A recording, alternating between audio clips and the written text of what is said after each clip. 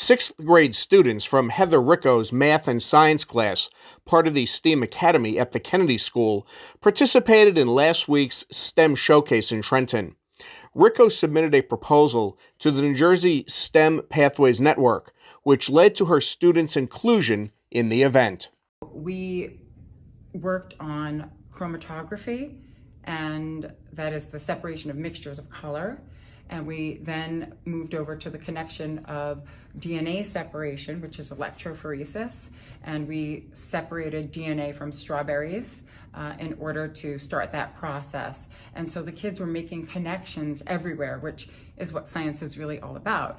And these connections are so important because whatever they decide to do in life, whether they want to go into fashion, there's color and textiles, or whether they want to go into environmental science, there's separation of pollutants from water, or if they want to go into forensic science, when they do handwriting analysis, where did the ink come from? What are the bases inside that ink that we can narrow down where it came from and perhaps find, the perpetrator, whatever it is that you're trying to do.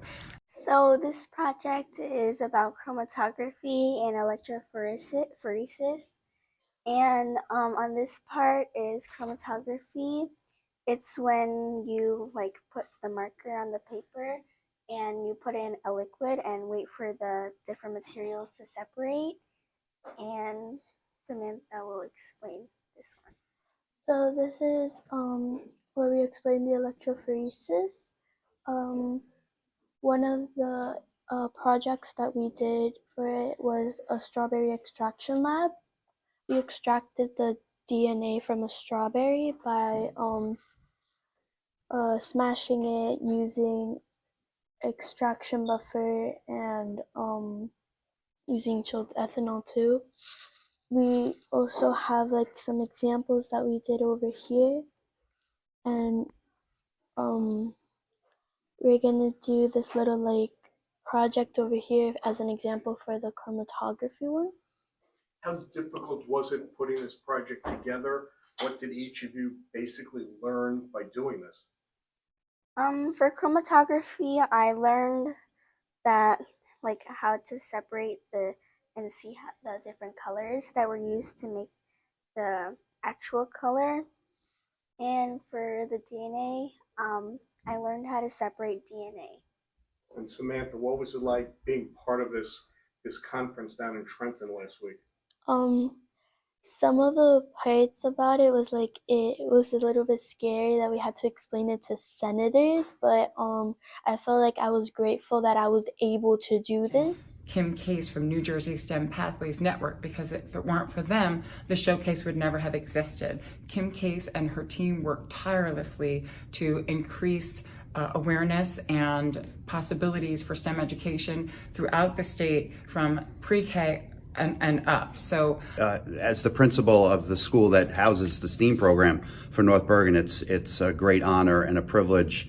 The students are, constantly doing things above and beyond what you might normally expect for 5th and 6th graders.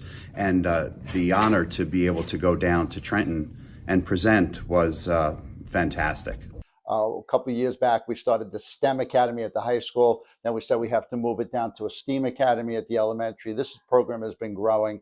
I can't say enough for all of the teachers that are involved in the program, all of the support people involved in the program, as well as all of the students. And, I want to thank the parents for trusting us with their kids in this program to do all these different events. While in Trenton, the students were able to present their class's project to North Bergen Mayor and State Senator Nicholas Sacco and Assemblyman Pedro Mejia. I think that the reaction of both Mejia and Senator Sacco, as well as everyone else that stopped at our booth, was, these kids are 11? They were really shocked that we were at the 6th grade level, to be able to be doing this type of scientific work and STEAM work. And so I think that was the big surprise, but they were, I think, impressed with my students' poise and grace in presenting what they did. They basically did everything. I just took a step back and let them lead, and they did a phenomenal job in doing so. From the Kennedy School, reporting for Hudson TV, I'm Jeff Hennig.